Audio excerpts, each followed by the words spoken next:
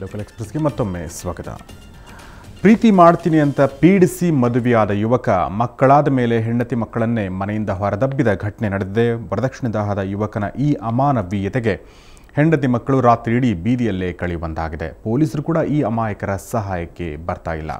ಈ ಘಟನೆ ನಡೆದಿರೋ ದಾವಣಗೆರೆಯ ಯಲ್ಲಮ್ಮ ನಗರದಲ್ಲಿ. ಬನ್ನಿ ನೋಡೋಣ.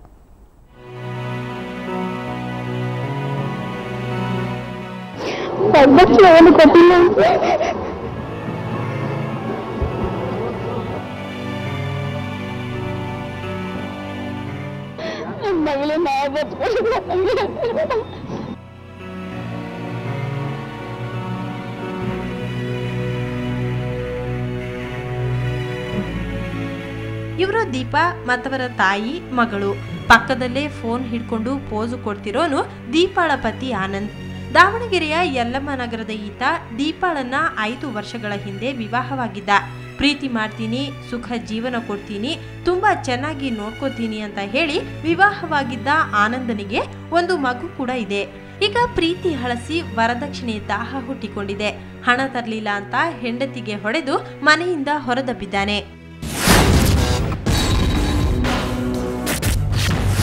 ನಿಮ್ಮನ್ನು ಬರೋದು ಅದು ಇದಕ್ಕೆ ಅಂತ ಅನುಮಾನ ಪಟ್ಟು ವರದಕ್ಷಿಣೆ ಇಸ್ಕೊಂಬ ಅದು ಇದು ಅಂತ ಹೊಡೆದು ಹೊರಗೆ ಹಾಕಿದ್ರು.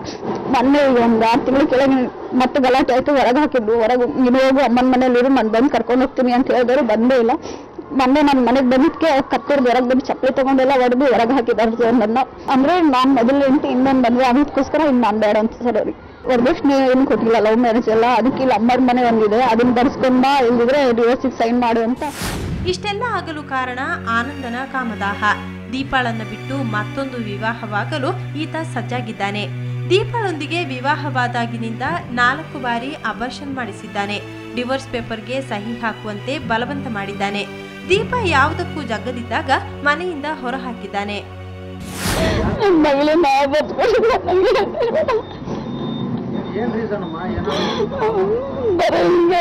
ಜಗಳ ಮಾಡೋದು ಕೆಲಸ ಮಾಡ್ತಾ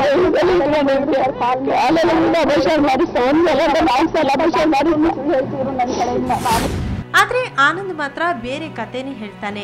ತನ್ನನ್ನ ಕಟ್ಟಿಕೊಂಡ ದೀಪಾ ತನ್ನೊಟ್ಟಿಗೆ ಸಂಸಾರ ಮಾಡದೆ ತವರು ಸೇರಿದ್ಲಂತೆ. ಅದಕ್ಕೆ ಬೇಸತ್ತು ಮನೆಯಿಂದ ಹೊರದಬ್ಬಿದ್ನಂತೆ. 1 ವರ್ಷ ಮಾಡಿದ್ವಿ.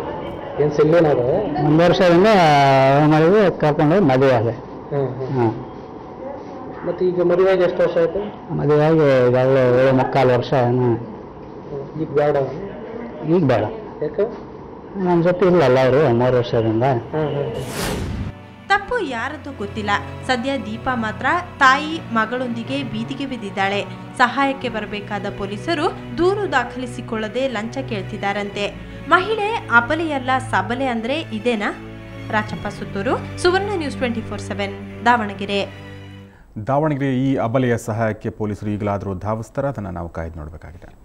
ಇನ್ನು ಮುಂದಿನ ಸುದ್ದಿ ಚಾಮರಾಜನಗರದ ಶಾಪ ವಿಮೋಚನೆಗೆ ನಡೆಯುತ್ತಿರುವ ಮಹಾ ಹೋಮ ನಿಮಿತ್ತ ವಿವಿಧ ಧಾರ್ಮಿಕ ಕಾರ್ಯಕ್ರಮಗಳು ಇವತ್ತು ನಡೆದವು. ದೋಷ ಪರಿಹಾರಕ್ಕಾಗಿ ದೇವರಿಗೆ ಮತ್ತು ಬ್ರಾಹ್ಮಣರಿಗೆ ತಪ್ಪು ಕಾಣಿಕೆಯನ್ನು ಕೂಡ ನೀಡಲಾಯಿತು.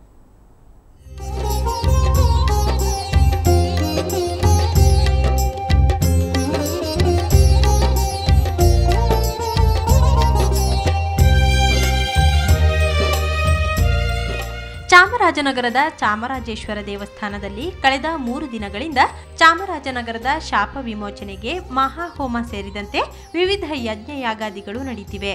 ರವಿ ನಂಬೋದರಿ ನೇತೃತ್ವದ 35 ಜನ ಅರ್ಚಕರ ತಂಡ ಮಹಾಹೋಮ ಯಾಗ ನಡೆಸುತ್ತಿದ್ದು, 3ನೇ ದಿನವಾದ ಇಂದು ರಾಮತಾರಕ ಮಂತ್ರ, ಚಂಡಿಕಾ ಹೋಮ, ತ್ರಿಕಾಲ ಪೂಜೆ, ತಿಲಹೋಮ ಸೇರಿದಂತೆ ವಿಶೇಷ ಪೂಜಾ ಕಾರ್ಯಗಳು ಸಹ ನಡೆದವು. ಅಲ್ಲದೆ ಕಳೆದ 3 ತಿಂಗಳ ಹಿಂದೆ ಕೇಳಲಾದ ಅಷ್ಟಮಂಗಲ ಪ್ರಶ್ನೆಯಲ್ಲಿ ಒಟ್ಟು 31 ದೋಷಗಳು ಕಂಡುಬಂದಿದ್ವು. ಈ ದೋಷಗಳ ನಿವಾರಣೆಗಾಗಿ ಹಾಗೂ ಅದರ ಪರಿಹಾರವಾಗಿ ವಿವಿಧ ಹೋಮಗಳನ್ನು ನಡೆಸಲಾಗ್ತಿದೆ. ಅಲ್ಲದೆ ಶ್ರೀ ಚಾಮರಾಜೇಶ್ವರ ಸ್ವಾಮಿಗೆ ಹಾಗೂ ಬ್ರಾಹ್ಮಣರಿಗೆ ದೋಷದ ಪರಿಹಾರವಾಗಿ ಇಂದು ತಪ್ಪು ಕಾಣಿಕೆಯನ್ನು ಅರ್ಪಿಸಲಾಯಿತು.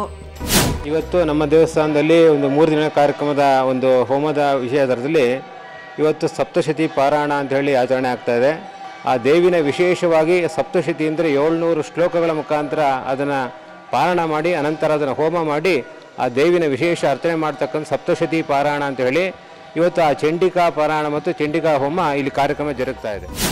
ಒಂದೆಡೆ ಶಾಪ ವಿಮೋಚನೆಗೆ ಹಾಗೂ ಜಿಲ್ಲೆಯ ಸಕಲ ಜನರ ಶ್ರೇಯೋಭಿವೃದ್ಧಿಗೆ ಮಹಾಹೋಮ ಪೂಜಾ ಕಾರ್ಯಗಳು ನಡೆಯುತ್ತಿದ್ರೆ ಇನ್ನೊಂದೆಡೆ ವಿರೋಧವೂ ಸಹ ಕೇಳಿಬರ್ತಿದೆ. ಯಾವುದೋ ಒಬ್ಬರ ಹೆಸರಿನಲ್ಲಿ ಅವರ ದೋಷ ನಿವಾರಣೆಯ ಪರಿಹಾರವಾಗಿ ಹೋಮ ಹವನ ನಡೆಸಲು ನಮ್ಮ ವಿರೋಧವಿಲ್ಲ. ಆದರೆ ಸಾರ್ವಜನಿಕ ಸ್ಥಳದಲ್ಲಿ ಜಿಲ್ಲೆಯ ಹೆಸರನ್ನ ದುರ್ಬಳಕೆ ಮಾಡಿಕೊಂಡು ಕೆಲವು ವ್ಯಕ್ತಿಗಳು ಈ ಹೋಮ ಕಾರ್ಯದಲ್ಲಿ ತೊಡಗಿದ್ದಾರೆ.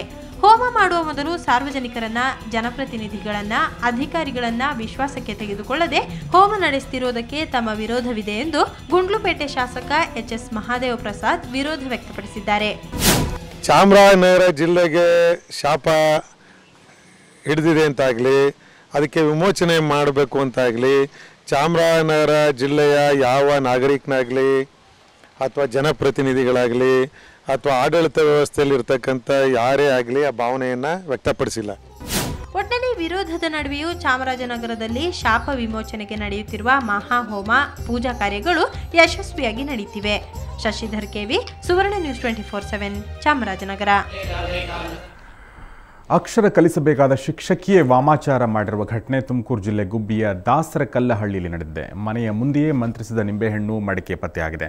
ವಿಶೇಷ ಅಂದರೆ 4 ಮನೆಗಳ ಕುಟುಂಬದ ಸದಸ್ಯರ ಹೆಸರುಗಳನ್ನು ಕೂಡ ಬರೆದ ಚೀಟಿ ಸಿಕ್ಕಿದೆ. ಇದರಿಂದ ಕುಟುಂಬದ ಸದಸ್ಯರಲ್ಲಿ ಆತಂಕ ಮನೆ ಮಾಡಿದೆ. ಪೊಲೀಸರಿಗೆ ದೂರು ನೀಡಿದರೂ ಸ್ಥಳಕ್ಕೆ ಪೊಲೀಸರು ಭೇಟಿ ನೀಡಿ ಪರಿಶೀಲನೆ ನಡೆಸಿಲ್ಲ ಎಂದು ಆರೋಪಿಸಲಾಗಿದೆ. ಇನ್ನು ಹಿಡಕಲ್ ಜಲಾಶಯದಿಂದ ಘಟಪ್ರಭಾ ನದಿಗೆ ಅಪಾರ ಪ್ರಮಾಣದ ನೀರು ಹರಿಬಿಡುತ್ತಿರುವುದರಿಂದ ಬಾಗಲಕೋಟೆ ಜಿಲ್ಲೆ ಮುಧೋಳ ತಾಲೂಕಿನ 2 ಗ್ರಾಮಗಳು ಜಲಾವೃತಗೊಂಡಿವೆ. ಅಕ್ಕಪಕ್ಕದ ಗ್ರಾಮಗಳು ಪ್ರವಾಹದ ಭೀತಿಯಲ್ಲಿವೆ. ಇದೇ ವೇಳೆ ಮುಧೋಳ ಬಳಿಯ ಯಾದವಾಡ ಸೇತುವೆ ಸಂಪೂರ್ಣ ಜಲಾವೃತಗೊಂಡಿದ್ದು ಸಂಚಾರ ಸಂಪೂರ್ಣ ಬಂದ್ ಆಗಿದೆ.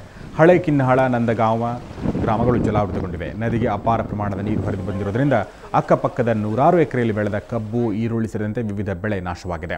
ನದಿ ತೀರದಲ್ಲೇ ಅಪಾಯದ ಮಟ್ಟದಲ್ಲಿ ನೀರು ಹರಿಯುತ್ತಿರುವುದರಿಂದ ಇನ್ನೂ ಕೆಲವು ಗ್ರಾಮಗಳಿಗೆ ಪ್ರವಾಹದ ಭೀತಿ ಎದುರಾಗಿದೆ.